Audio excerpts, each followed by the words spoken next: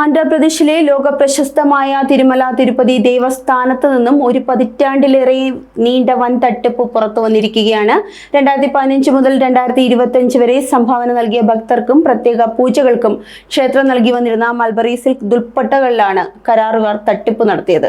യഥാർത്ഥ സിൽക്ക് എന്ന പേരിൽ വിലയേറിയ ഉൽപ്പന്നം നൽകുമെന്ന് ടെൻഡർ രേഖകളിൽ ഉറപ്പു നൽകിയിരുന്നുവെങ്കിലും 350 രൂപ മാത്രം വില വരുന്ന 100% പോളിസ്റ്റർ തുണി കൊണ്ടുള്ള ഷാളുകളാണ് സമർപ്പിച്ചത്. അതേസമയം ഈ താഴ്ന്ന നിലവാരത്തിലുള്ള ഷാളുകൾക്കായി 1300 രൂപ വീതം ബില്ല് ഉയർത്തുകയും ചെയ്തു.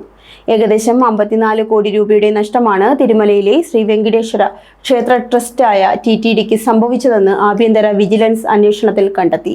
TTD board chairman BR Naidu സംശയമുയർത്തിയതിനെ തുടർന്ന് ഷാളുകളുടെ സാമ്പിളുകൾ 2 ലാബിലേക്കാണ് അയച്ചത്. അതിൽ സെൻട്രൽ സിക്ക് ബോർഡിന്റെ ലാബും ഉണ്ടായിരുന്നു. 2 ലാബുകളും നൽകിയ പരിശോധനയിൽ ഒരേ കാര്യമാണ് വ്യക്തമാക്കുന്നത്. സിൽക്ക് എന്ന പേരിൽ നൽകിയ ഉൽപ്പന്നം പൂർണ്ണമായും പോളിസ്റ്റർ തുണിയാണ് എന്നുള്ളത്.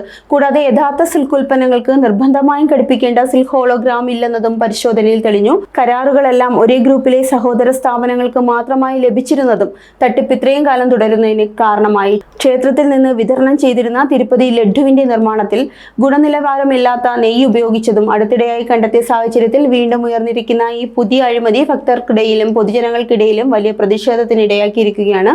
സംഭവത്തിൽ TTD കരാറുമായുള്ള എല്ലാ കരാറുകളും റദ്ദാക്കുകയും ആന്റി കറപ്ഷൻ ബ്യൂറോ അന്വേഷണം ആവശ്യപ്പെടുകയും ചെയ്തിട്ടുണ്ട്. സഹസ്രാബ്ദങ്ങളുടെ പഴക്കമുള്ള ഈ ദേവസ്ഥാനം തന്നെ ഇത്തരം ഒരു അഴിമതി നടപ്പിലാക്കാൻ ഉപയോഗിക്കപ്പെട്ടതിൽ ലോകമെമ്പാടുമുള്ള ഭക്തർ ആശങ്കയിലാണ്. Zag news, Thiruvananthapuram.